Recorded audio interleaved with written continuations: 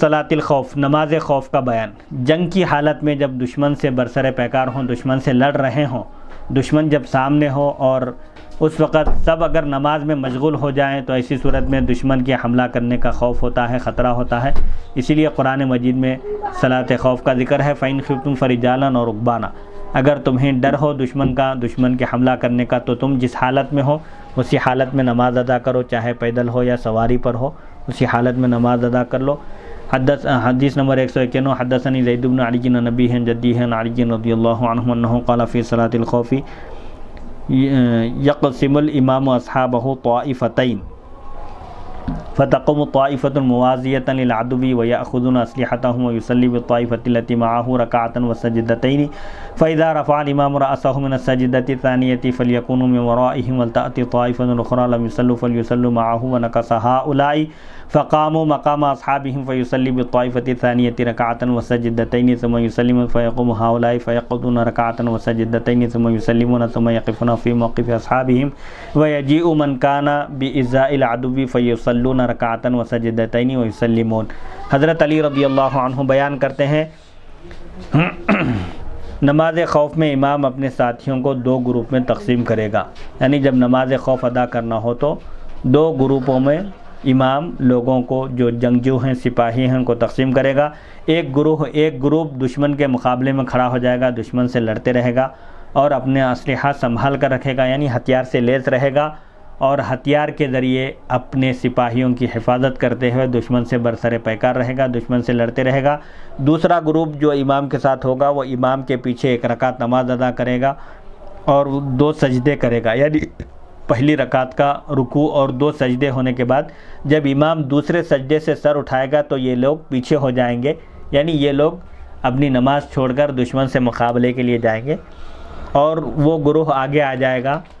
جس نے نماز ادا نہیں کی تھی، جو دشمن سے مقابلہ کر رہا تھا، وہ گروپ آئے گا اور وہ گروپ امام کے ساتھ نماز ادا کرے گا۔ یہ لوگ اپنے ساتھیوں کی جگہ پر کھڑے ہو جائیں گے، پھر امام اس دوسرے گروپ کو 1 رکعت اور 2 سجدے پڑھائے گا، یعنی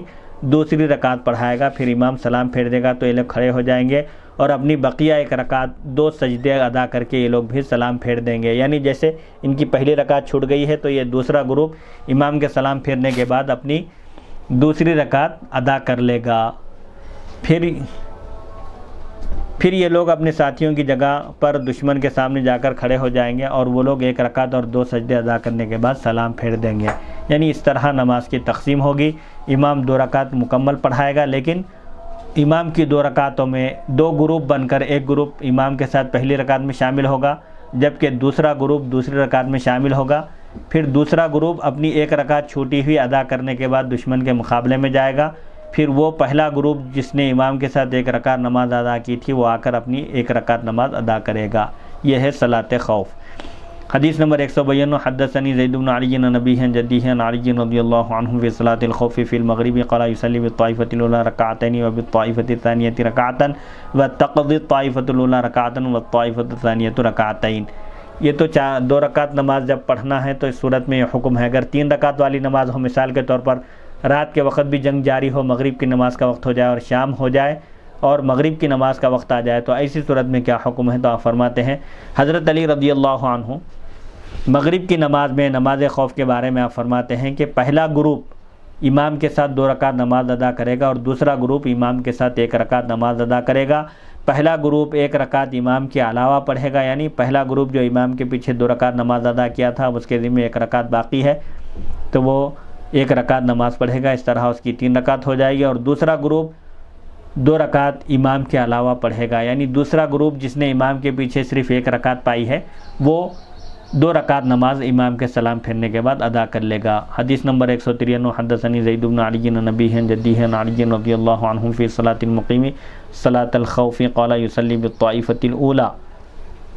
رکعتین وبالطائفة الثانیة رکعتین وتقضی کل طائفة رکعتین۔ یہ تو مسافر کی نماز کا بیان تھا کہ اگر سپاہی لشکر اگر حالت سفر میں ہو تو امام 2 رکعت نماز پڑھائے گا، ایک گروپ کو 1 رکعت پڑھائے گا، لیکن اگر جنگ خود اپنے وطن میں ہو رہی ہو، مسافر نہ ہو بلکہ لشکر اگر مقیم کے حکم میں ہو، اپنے ہی وطن میں اگر رہ کر وہ لڑ رہا ہو تو پھر وہاں امام 2 گروپوں میں تقسیم کر کے دونوں گروپ کو 2 رکعت نماز پڑھائے گا. پہلے گروپ کو 2 رکعت نماز پڑھائے گا، پھر وہ پہلا گروپ 2 رکعت نماز پڑھنے کے بعد دشمن کے مقابلے میں جائے گا، پھر دوسرا گروپ آ کر امام کے ساتھ تیسری چوتھی رکعت پڑھے گا، چاہے وہ ظہر ہو یا عصر ہو یا عشاء ہو. پھر دوسرا گروپ امام کے سلام پھیرنے کے بعد اپنی 2 رکعت بقیہ جو چھوٹ گئی ہے ان کو ادا کر کے پھر وہ دشمن کے مقابلے میں جائے گا. پھر پہلا گروپ آ کر اس بعد کی جو 2 رکعتیں ان سے چھوٹ گئی ہیں ان کو وہ قضا کرے گا. حضرت علی رضی اللہ عنہ مقیم شخص کی نماز خوف کے بارے میں فرماتے ہیں